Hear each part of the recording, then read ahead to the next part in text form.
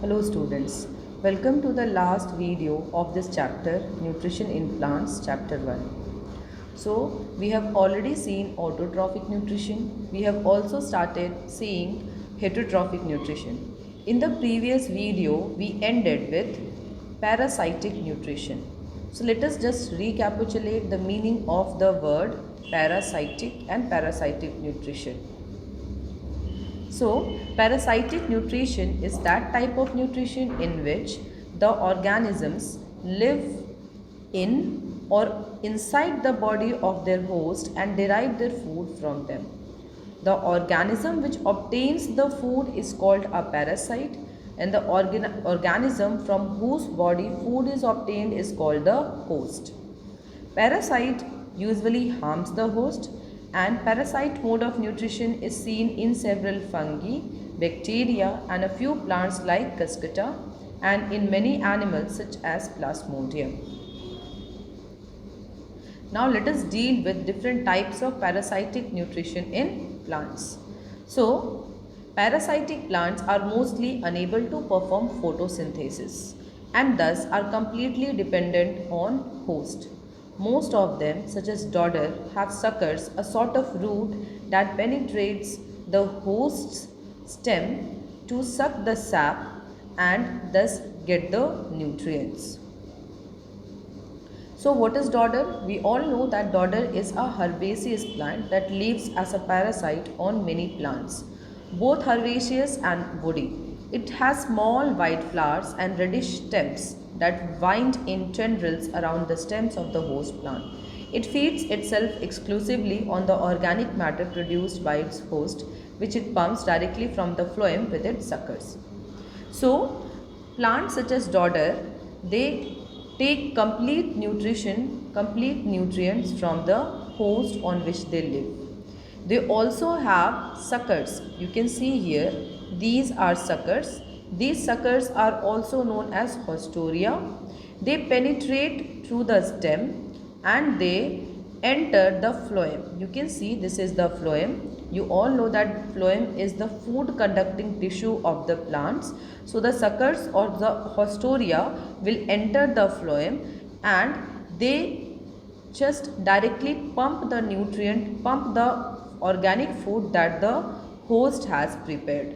So you can see here that here of course the parasite is not giving any benefit to the host, but the parasite is directly taking food from the host. So parasitic plants such as dodder that we have already seen, they do not have chlorophyll and hence completely depend on the host to fulfill their nutritional demands. And such parasites which will completely depend on the host to fulfill their nutritional demands are known as total parasites. Now let us move to the other type of the parasites, that is the partial parasites. So the partial parasites have chlorophyll, and since they have chlorophyll, they are able to prepare their food by the process of photosynthesis. However, since they have no roots, they must draw water and basic minerals from the host, and one such example is a mistletoe plant. So here you can see this is a mistletoe plant, and you can see that the leaves of this plant are green in color. It means that they can prepare food by the process of photosynthesis. You can see that this mistletoe is growing on a woody stem. So this mistletoe plant does not have root, and hence in order to prepare photosynthesis, the water and minerals that is required will be taken by the host plant only. So such parasitic plants which depend only partially on the host, not completely, are known as partial parasites. Now let us deal with the other type of nutrition, that is saprophytic nutrition. So students, sapro refers to rotten and trophic, as we have already seen, means food, nourishment. Saprotrophic nutrition is the process by which organisms feed on dead and decaying matter. The food in saprophytic nutrition is digested outside the host body, and hence this method is known as, or it is, extracellular digestion of the food. So we'll understand this So here what happens is that the organism secretes digestive juices that contain enzymes directly onto the food, and the digestion makes the food soluble and it is then absorbed by the organism.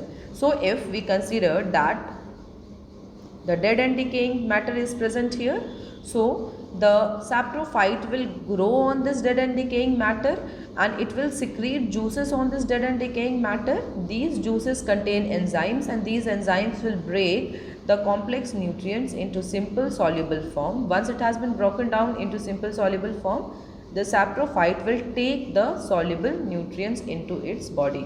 So you can see the digestion, that is the breakdown of complex nutrients into simple form, has taken inside the body of the organism. Hence, it is extracellular digestion.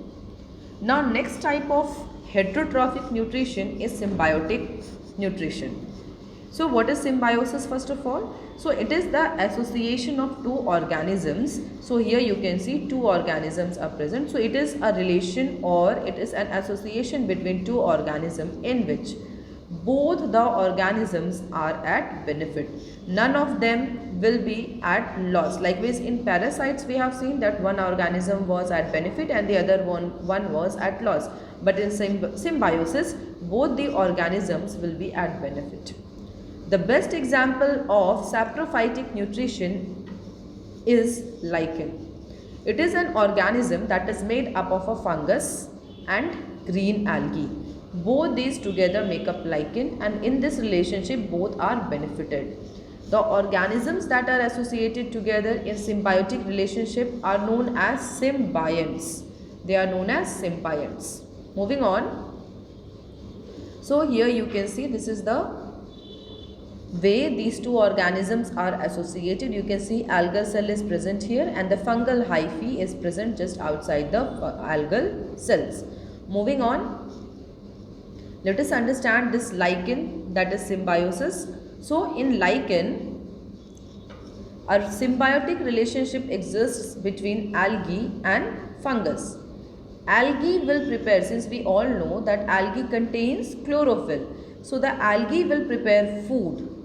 Algae will prepare food, and this food that is prepared by the algae will be obtained by the fungal hyphae, whereas the hyphae will provide suitable environment for the algae to survive, and also it provides water and minerals to the algae to prepare its food by the process of photosynthesis. So students, this is about symbiosis.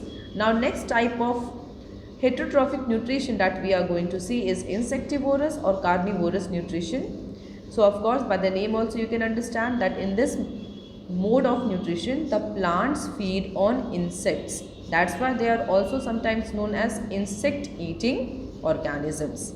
So let us understand first of all, why do some plants feed on insects? So some plants feed on insects because the soil in which they grow are deficient in certain nutrients. Such soil are mostly deficient in nitrogen. So in order to obtain nitrogen or some other nutrients also, such organisms they feed on insects. The best example is a Venus fly trap.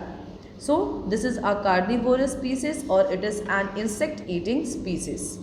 So these insectivorous plants, they need to attract the insects first. So how will they attract the insects? So they attract the insects either with their attractive flowers or with their sweet smell.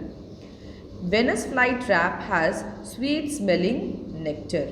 So whenever an insect will land on the head of the fly trap, they seek the source of the nectar, and if the plant is lucky, it will touch one of the many trigger hairs located within the jaws of the trap. You can see this is the trap. You can see that this is the trap. Again here you can see this is the trap, and you can see certain hairs are present. So if the organism that has landed on this Venus fly trap will touch any of this hair, so the trap will close. Once the trap is closed, the plant will then secrete digestive juices which will contain again enzyme which will dissolve the insect, turning into a digestible dinner. So the Venus flytrap finally can have its food. So after a few days, the fly trap will reopen to await its next victim. So this is how Venus flytrap traps insect. So you can see here few insects are just resting inside the Venus flytrap. Now let us talk about another example of insect eating plants, which is a pitcher plant or a flycatcher. So the name has come from the structure that it has to capture the insect, to trap the insects. The inner part of these beautiful pitchers are covered with stiff hairs, again as we have seen in Venus flytrap also, and are half filled with a liquid. So the insects, here again there will be a method of attraction. So the insects will be attracted by the beautiful flower that they have, and also of course because of the sweet fluid that they contain. Again, the hairs on the inner surface of the pitcher allow the insects to travel down, but they are not able to travel upwards and out, and hence they are trapped inside only.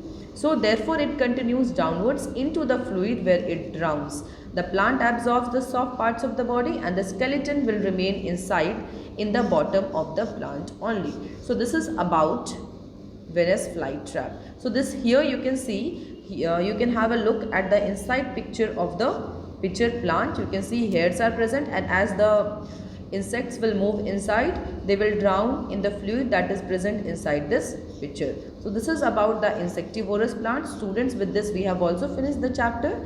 We have seen a lot about the nutrition in plants. We have seen autotrophic nutrition in plants, and we have dealt with heterotrophic nutrition in plants.